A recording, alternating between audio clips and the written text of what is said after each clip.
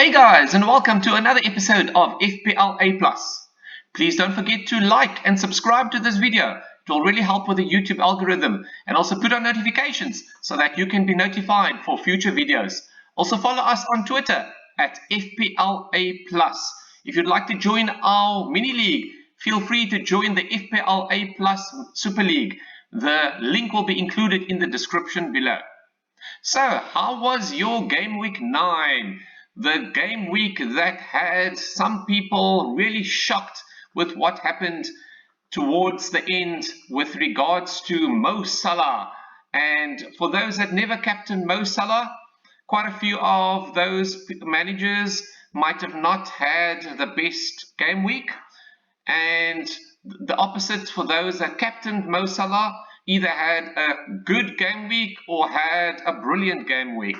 But guys, do not despair. One game week does not automatically mean that your game or your FPL score is automatically going to be not achievable, that your goals that you'd like to achieve. Whatever you lost can be made up very easily. And what I'll be showing you in this video is how to set up a power team. Keep in mind that it involves quite a bit of planning, and you need to make sure that you have got your plan in terms of your strategy and your style of play. Okay, so how did I do in game week 9?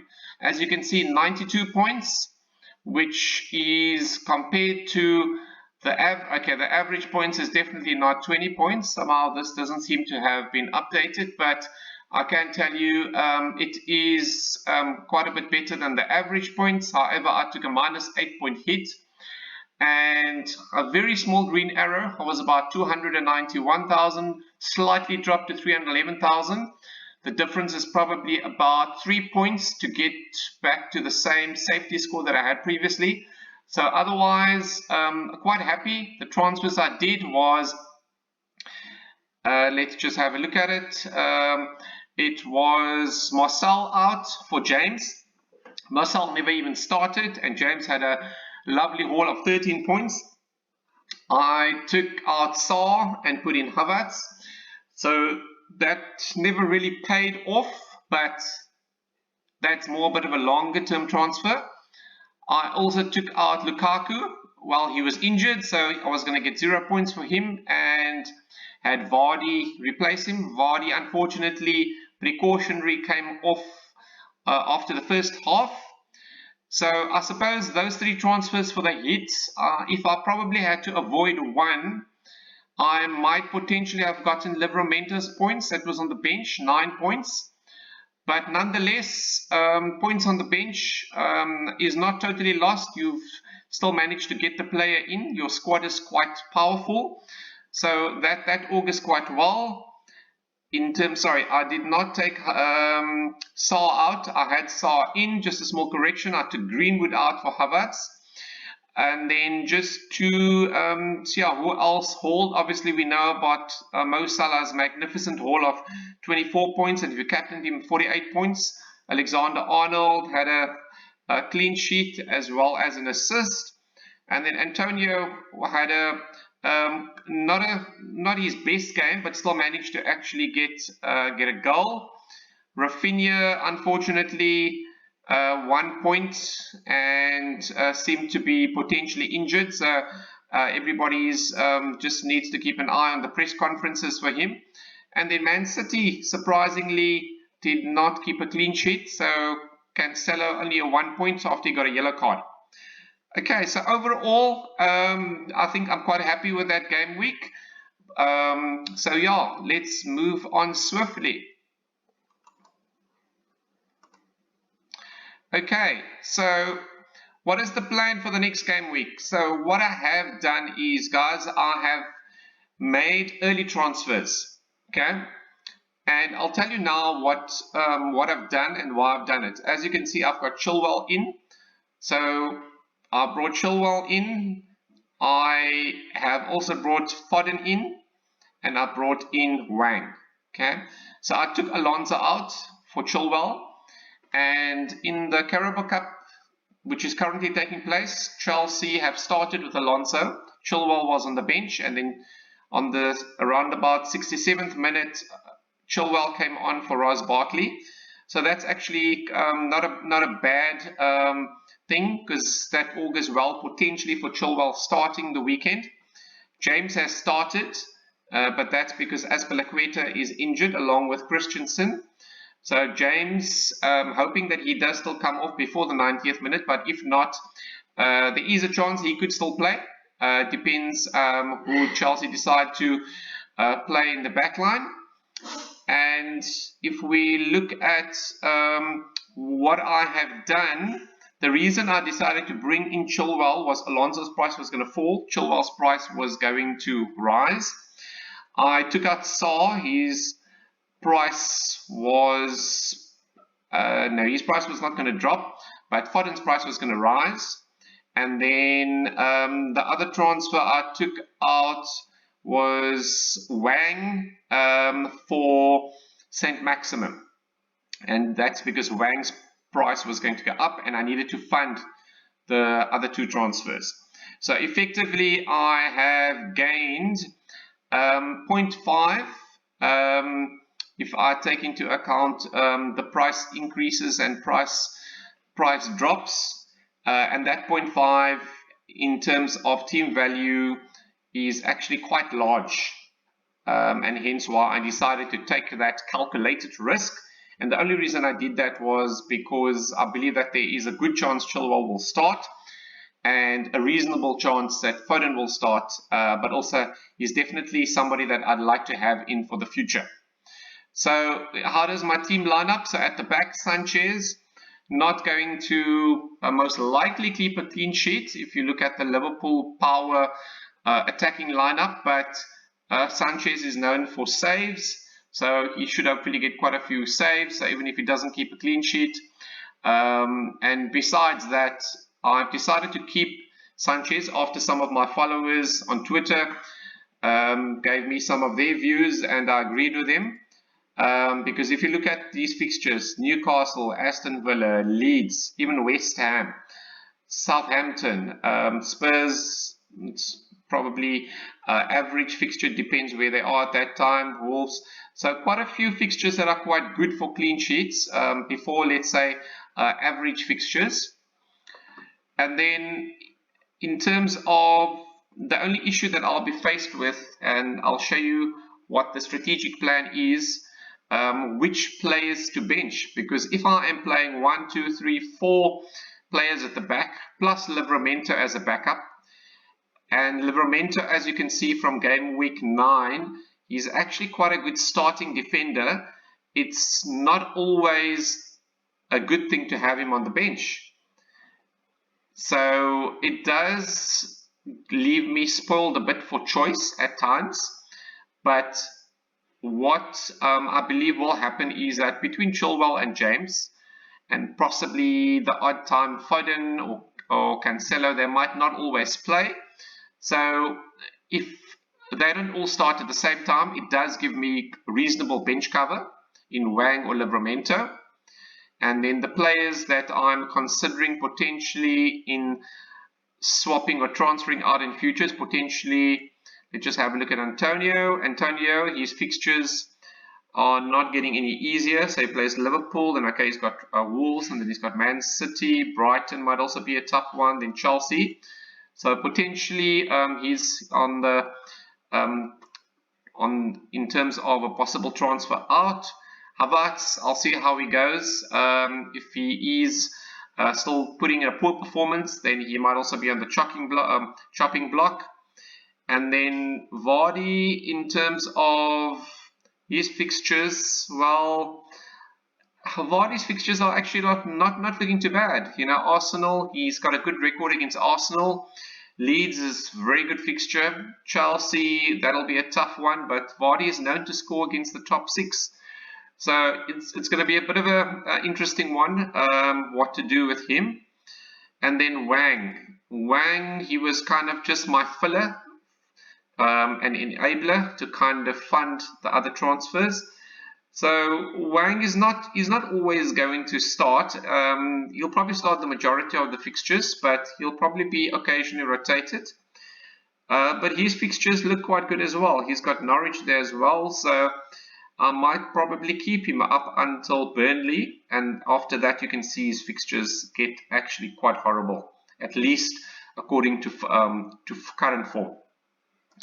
Okay, so what is currently the effective ownership? This is currently the latest ownership. As you can see, Salah after the last game week, unbelievable. And that's definitely only going to go up. Can't believe it. About 31% of managers, I believe, do not currently have Mo Salah in their team, so that can only but go up. Antonio still kind of managing to squeeze in goals, even if his team or he's not having the best of matches. So you can see why Antonio is still up there. Rafinha, despite his injury and not playing the previous match, still magnificent percentages there in terms of EO. And I think the reason for that is everybody in the top 10 and probably top million are really fans of Rafinha and can see the potential in Rafinha, the player. Alexander-Arnold, most likely one of the best, if not the best, attacking defender currently in the league. Cancelo, very close as well. Vardy has had a brilliant start of the season. Slightly went under the radar, but I think more managers have started to pick up on transferring in after Lukaku's injury. Livramento, the best budget defender enabler currently, a bit reminiscent of Lundstrom at this stage, maybe not as explosive as Lundstrom, but very attacking young potential. Havertz, a lot of this percentage that you're seeing here is mainly due to the Chelsea attackers, Werner and Lukaku getting injured in the last match, so this percentage might potentially drop.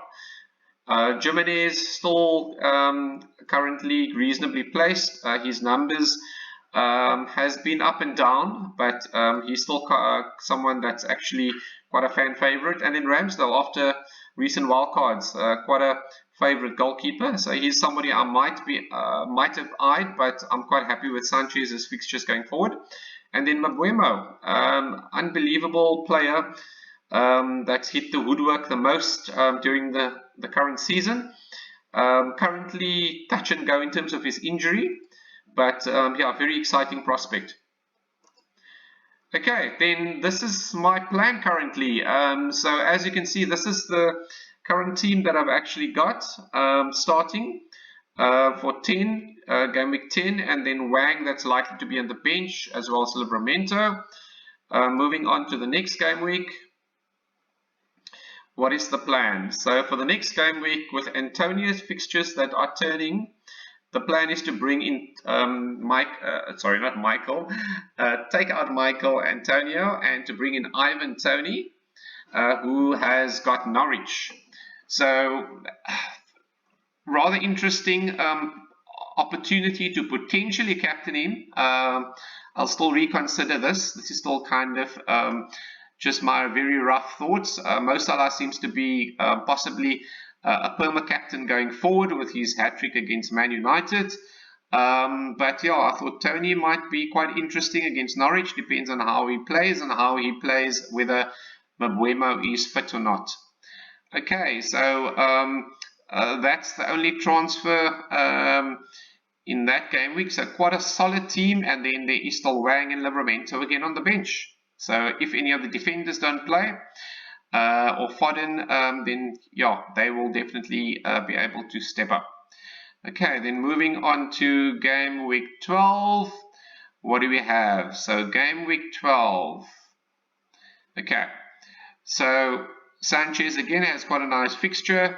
As you can see, all the defenders, reasonable fixtures. Livramento, Norwich, so have to absolutely play him. And then Havertz, who is playing Leicester, have sufficient funds to take Havertz out for Son. And then I have got Wang, who I can take out in order to fund Brozier, who is playing Norwich. Brozier, who has looked in brilliant form in his limited game time so far. So quite a good opportunity to have two forwards that play two of the potentially weakest defenses, Newcastle and Norwich. Captaincy, I think it's going to be quite a volatile environment at Anfield, Liverpool against Arsenal, so possibly Mo Salah, but the other option is also Heung-min Son. I'll just monitor how is his performance.